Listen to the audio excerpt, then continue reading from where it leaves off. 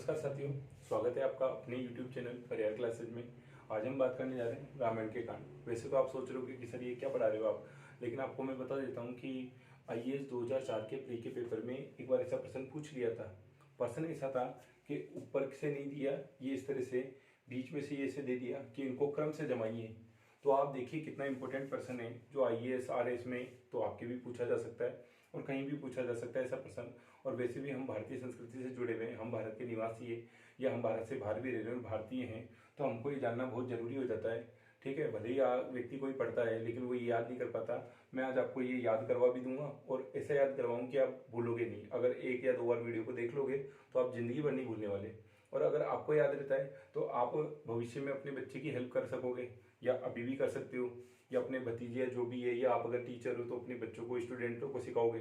तो अगर उनको सिखाओगे तो उनको आसानी से याद रहेगा, और जब याद रहेगा तो आप उनके एक क्वेश्चन सही करने में आप उनका योगदान दे सकते हो और आप उनको बता सकते हो। मैं सारे वीडियो ऐसे बनाता हूँ जो आप किसी को भी शेयर कर सकते हो। जरूरी नहीं है कि वो पढ़ने वाला स्टूडेंट हो, वो आपके घर परिवार में जो भी व्यक्ति है उसको शेयर कर सकते हो। इसमें जो ट्रिक होती है वो भी बिल्कुल सही होती है। ऐसा नहीं होता कि कोई उठपटांग मैंने आपको ट्रिक बना दी हो।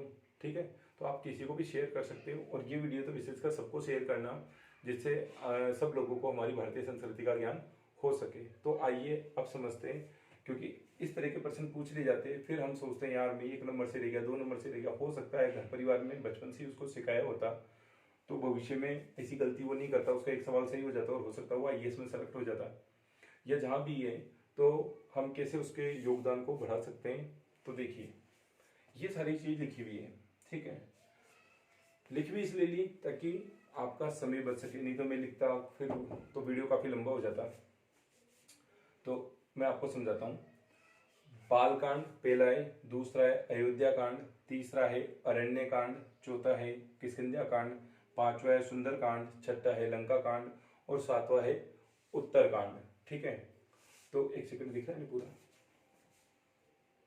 हाँ, तो देखिए दिख रहे हैं आपको सारे, यहाँ तक कोई दिक्कत नहीं। अब देखिए ये जो सारी चीजें कैसे याद होगी, ये से मानिए, मेरी बात को ध्यान से सुनना, आपको याद हो जाएगी पूरी पूरी। कोई एक व्यक्ति आया, उसने कहा कि रामायण में कितने कांड है? तो बालक ने उत्तर देते हुए कहा, अयोध्या के श्री राम ने लंका के रावण को जंगल में देखा और बड़े ही सुंदर तरीके से मारकर किष्किंधा को लुटेरा। ठीक है, तो अब देखो आप कैसे याद करना है आपको। इधर आ जाओ। बालक, ये मैंने बोला बालक, तो बालक से हो गया बालकांड। बालक ने उत्तर देते हुए, यानी एक बार ऊपर फिर एक बार नीचे, इस तरह से मैंने ट्रिक बनाई है। बहुत साल पहले बनाई थी, 5-6 साल पहले। आज तक मुझे याद है, मैंने दोबारा नहीं पढ़ा और आई होप आपको भी याद हो जाएगा। बालक ने उत्तर देते हुए, तो उत्तरकांड हो गया। उत्तर देते हुए कहा अयोध्या के श्री राम ने, तो अयोध्या के श्री राम ने लंका के रावण को, लंका का रावण था, जंगल में देखा। अब यहाँ अरण्य, तो ये जो अरण्य, इस अरण्य को आप जानते हो, जो हिंदी में पढ़ते हैं, जिन्होंने पर्यायवाची पढ़े हुए जानते हैं कि जंगल का पर्यायवाची होता है अरण्य। ठीक है, तो अरण्य यानी जंगल में देखा, तो अरण्य कांड।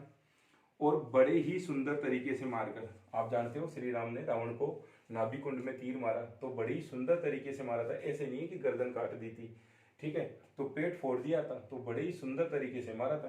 तो सुंदर तरीके से मारकर किष्किंधा को लुटेरा। दोबारा एक बार देख लेते हैं। जब बालक से पूछा गया कि रामायण में कितने कांड है, तो पहले तो ध्यान रखना 7 कांड है, ये भी पूछा जा सकता है। तो बालक ने उत्तर देते हुए कहा अयोध्या के श्री राम ने लंका के रावण को जंगल में देखा और सुंदर तरीके से मारकर किष्किंधा को लौटे राम, और पति थे पावन सीताराम। वो हमारी आदत है बोलने की, जय श्री राम।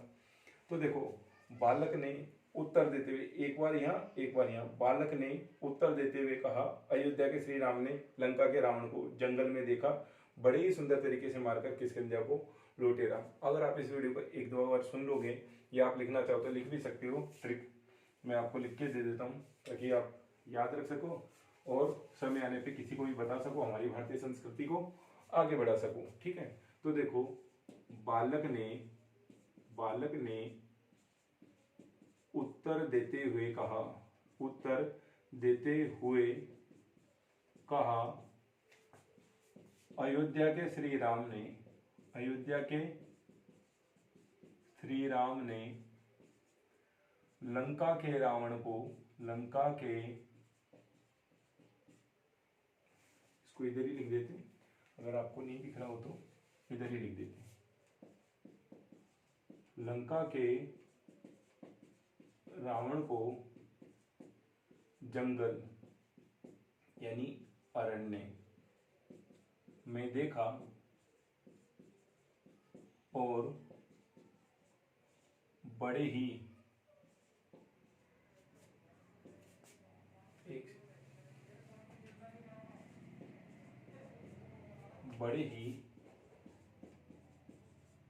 सुंदर तरीके से मारकर किष्किंध्या को लौटे राम। तो देखो, बालक यानी बालकांड, उत्तरकांड, अयोध्या कांड, लंका कांड, अरण्य कांड, सुंदर कांड और किष्किंध्या कांड।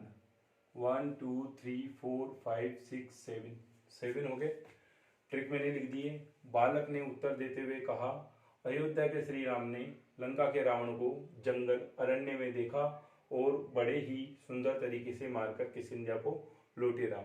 लेकिन दी बेस्ट यही रहेगा, ज़्यादा अच्छा यही रहेगा कि आप इसकी बजाय आप इस तरह से याद करें जैसे मैंने आपको याद करवाया है, कि जैसे ये मैंने आपको याद करवाया है इसी तरह से आप याद करना कि पहले वन फिर लास्ट, वो ठीक है, फर्स्ट और लास्ट इनको जोड़ते जाओ। बालक ने उत्तर देते हुए कहा, अयोध्या के श्री राम ने लंका के रावण को जंगल में देखा और बड़ी सुंदर तरीके से मारकर किष्किंध्या को लौटे राम।